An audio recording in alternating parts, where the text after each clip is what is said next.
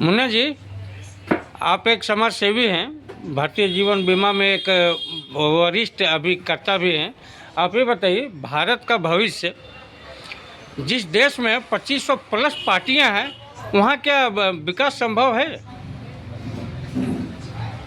धन्यवाद आपको मैं बोलने के लिए।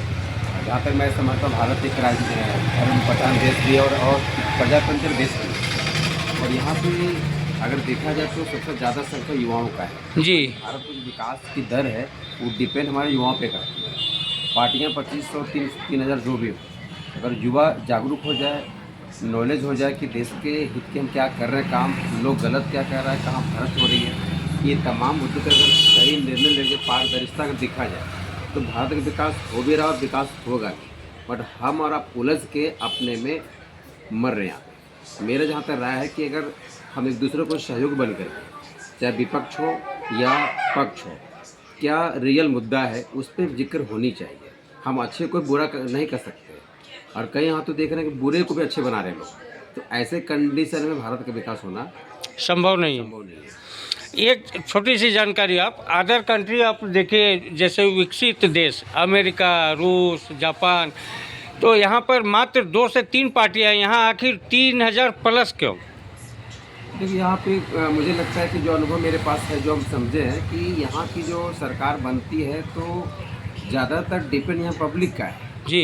पूरे अधिकार दिया गया पब्लिक को, आप कुछ भी बोल सकते हैं, कुछ भी कर सकते हैं। उसकी वजह से हम पार्टियाँ बना रहे हैं, और वो पार्टियाँ बन करके मुझे नहीं लगता कि लोग इतनी बड़ी पार्टी, इतने तादाद में पार्टियाँ रहेंगे तो लोग आगे बढ़ पाएगा। क्योंकि अगर एवरेज देखा जाए तो ज़्यादातर 60-40 एवरेज चलती है, लेकिन यहाँ तो उल्टा चल रहा है। अभी बीच में फिलहाल संसद में पास हुई थी। तो ये पार्टियां बनना बंद होना चाहिए अथवा नहीं होना? ये कुकुर मुत्ते के जैसा जो जहाँ जिस देश में पार्टी हो, वो कुकुर मुत्ता ही बन के रह जाएगा। इस पर आप 2 लाइन बोलिए। देखिए इसमें आप रोक भी नहीं सकते आप जी। सबको प्रजातंत्र देश है, सबको अधिकार संविधान दिया गया है, तब रोक भी। हाँ, बात रही कि अगर पार्टियां बना रहे हैं तो कितने समाज हित में काम कर रहे हैं, कितने देश के हित में काम करिए, आपको देखना पड़ेगा। पहला प्राथमिकता तो देश हित होनी चाहिए। अगर देश हित में काम कर रहे हैं तो पार्टी से कोई दिक्कत नहीं। अन्यथा आप लालच में भ्रष्ट के रूप में काम करते, अपनी छवि बनाने के लिए मेहनत करते, पता चलता मुझे कुछ फ़ायदा नहीं मिला। जो आपको अपनी फ़ायदा के लिए अगर मेहनत करेंगे तो देश का विकास संभव नहीं है।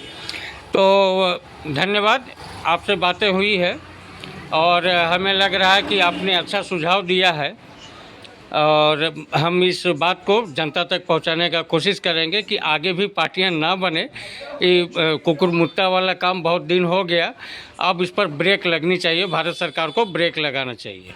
धन्यवाद।